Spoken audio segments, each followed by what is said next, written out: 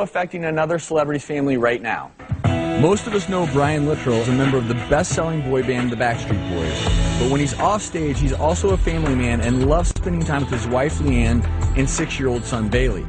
But recently, Bailey came down with a dangerously high fever and a suspicious rash that led doctors to diagnose him with Kawasaki syndrome. Brian Littrell is here with us now, along with his wife, Leanne, and son, Bailey. They're here in our audience. Welcome to all of you. Thanks for being here. Thanks for coming. So, when this first started, Bailey was having some pretty suspicious symptoms that you couldn't ignore. No, we couldn't. We first went to the doctor because we had noticed his glands were just not normal size. I mean, they were really massive. And primarily in the neck? Yes, Okay. like right underneath the ears. So we went and we got tested for strep throat. And it came back immediately as strep. And so, you know, we're not the parents to quickly medicate or over-medicate. I know you guys were talking about that earlier. But and Bailey is a healthy little boy. He's never been on antibiotics, and he's already 6 years old. So we were fortunate and blessed with that. But the strep turned into, we did go on amoxicillin at that point. We went out of town. We traveled to see my mom and dad in Kentucky, where I'm from originally. And he came down with this crazy high fever. And he was just lethargic. We couldn't get his fever under control. We went back to the doctor Friday. And they tested for strep. The amoxicillin, I guess, had masked the strep throat. So we were cleared of the strep, but all these ulcers started appearing in his mouth and coming to the front of his mouth. When you start getting those ulcerations in the mouth, I'm sure the doctors became concerned about a whole host of other problems. They did. Our pediatrician, I have to, you know, say hats off to him because he really stayed on top of it. But as the ulcers started moving towards the front and swelling the gums, they went on to what's called erythema multiforme, which is like a herpes.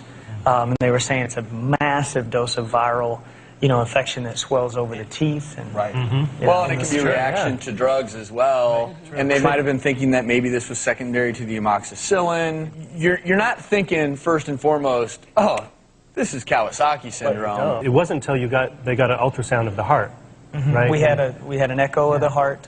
We were in the hospital. He broke out in this massive rash.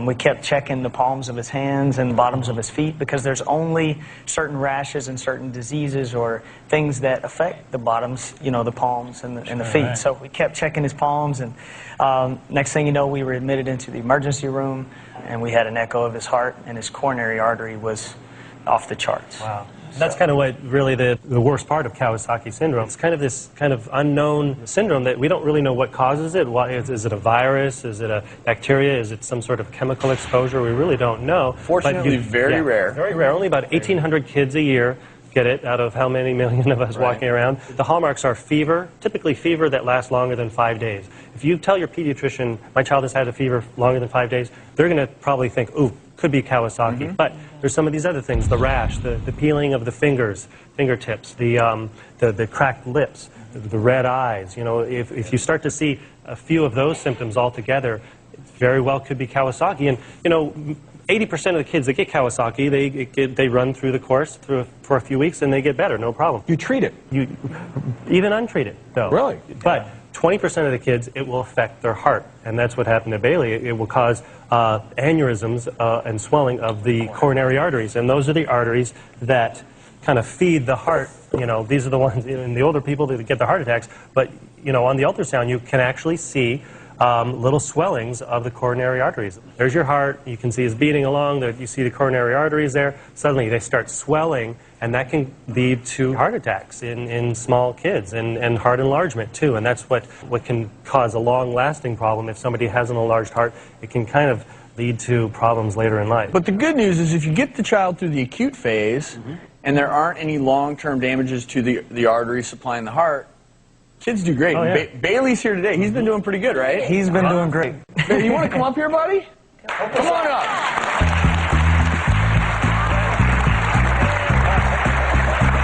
You want to take my chair? All right, so we're going to hang out here a little bit together, all right? So, how you feeling? Good. And you were joking around with us before the show, and what did you tell me?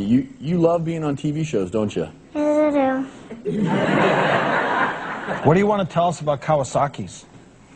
Well, I felt when I was like this, I was just like, this is the worstest day of my whole entire life.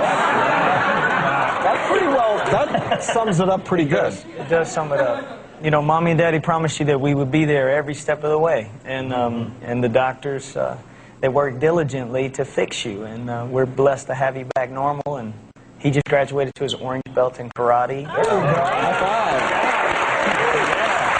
So Jim, typically, if you had it once, it doesn't mean that it's going to come back, or he's not going to get this again, and that's a good thing because it's no fun to go through. They told us like he was a little more susceptible like the first 30 days, and we're outside of I think that 30 days now. But is that true? It's kind of an inflammatory reaction inside his body, and they quelled that with the medications. So now it's been at least a month out now, I think, and he's kind of out of the woods, and he's improving. His heart vessels are shrinking, I believe, right? Yes, they are. So he's going to be a happy, healthy kid, right? right. Yeah, Just to sort of finalize this discussion, Jim, seizures are not associated with Kawasaki's, typically. No. That you would not, I don't think there's a...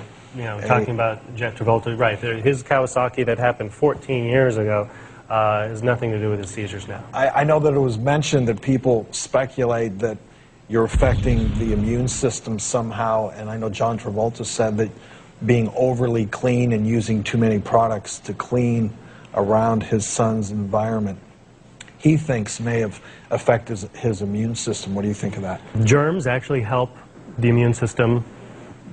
And we've talked kind of about this on the show. It's like giving exercise to the immune system. Is that affecting us so we can't ward off infections normally? Well, I think Kawasaki is just a great example of all of these illnesses and diseases that we deal with.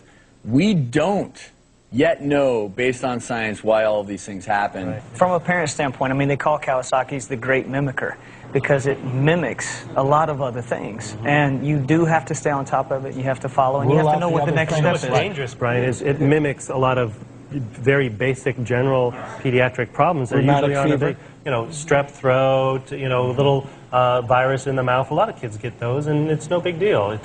But when it goes when it goes beyond that, and it's Kawasaki, it is a big deal. Yes. So for all parents, be an advocate for your child because you've got to know what the next step is. And Brian, you have a Heart Healthy Club, which emphasizes heart healthy health for families. And I want to thank you and Leanne for coming on. And Bailey, thanks for being here. You want to do me a favor? All right, so I want you to do me a favor and look at that camera and say, "Don't touch that dial, we'll be right back." Don't touch that dial, we'll be right back. If you want more information on Kawasaki syndrome or Brian's Foundation, go to our website at thedoctorstv.com. Coming up, could you be at risk for losing your sight?